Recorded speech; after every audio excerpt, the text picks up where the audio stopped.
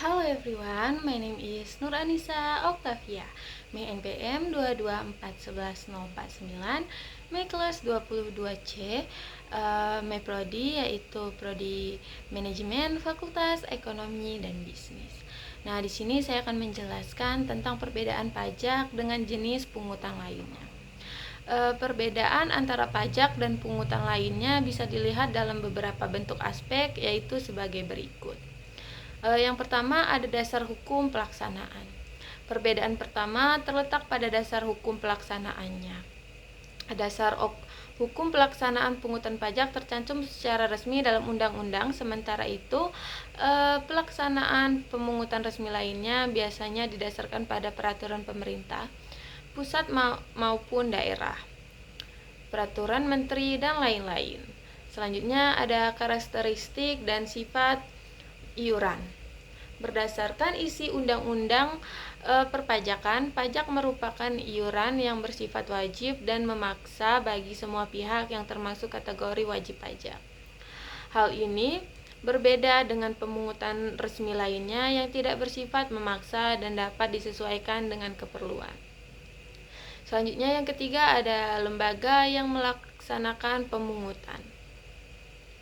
Lembaga yang berwenang untuk melakukan pungutan pajak adalah pemerintah pusat dan daerah. Sementara itu, pelaksana pungutan resmi lainnya dilaksanakan oleh dinas-dinas yang terkait. Selanjutnya yang keempat ada objek. Perbedaan lain bisa dilihat melalui pihak yang menjadi objek pungutannya. Yang menjadi objek pajak adalah semua pihak dan anggota masyarakat yang telah memenuhi karakteristik sebagai wajib pajak. Sementara itu, yang menjadi objek pungutan resmi lainnya adalah kelompok tertentu yang ingin memperoleh manfaat dari jasa atau fasilitas terkait. Selanjutnya yaitu metode perhitungan. Metode perhitungan pajak di Indonesia merupakan prinsip self-assessment. Hal ini berarti setiap wajib pajak diberikan kepercayaan untuk menghitung sendiri jumlah pajaknya sesuai ketentuan yang berlaku. Hal ini berbeda dengan pungutan resmi lainnya yang nominal.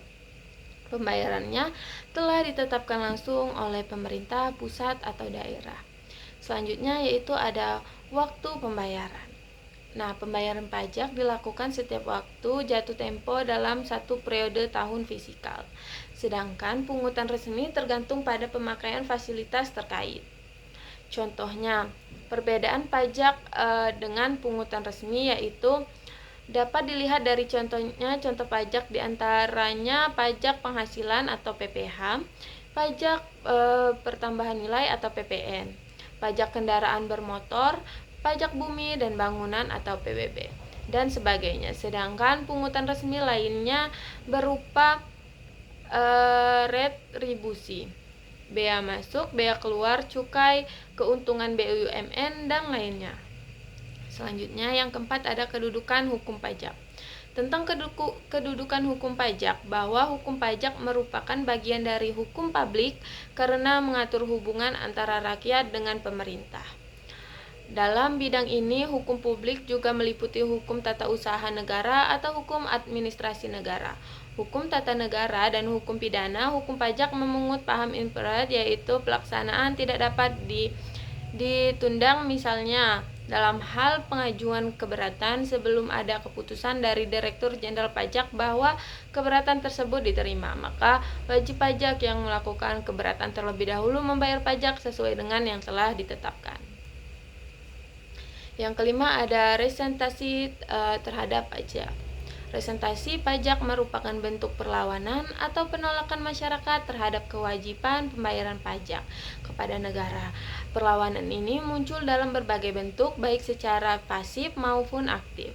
Yang keduanya sama-sama merugikan penerima negara. Perlawanan pasif umumnya terjadi karena kondisi yang tidak mendukung kesadaran masyarakat dalam membayar pajak, faktor-faktor seperti minimnya pengetahuan tentang perpajakan, sistem administrasi yang kompleks, serta kondisi ekonomi yang kurang menguntungkan menjadi penyebab utama resentasi pasif. Masyarakat cenderung enggan membayar pajak karena merasa terbebani atau tidak memahami manfaatnya. Sementara itu, perlawanan aktif dilakukan secara langsung dan terencana untuk menghindari kewajiban pajak.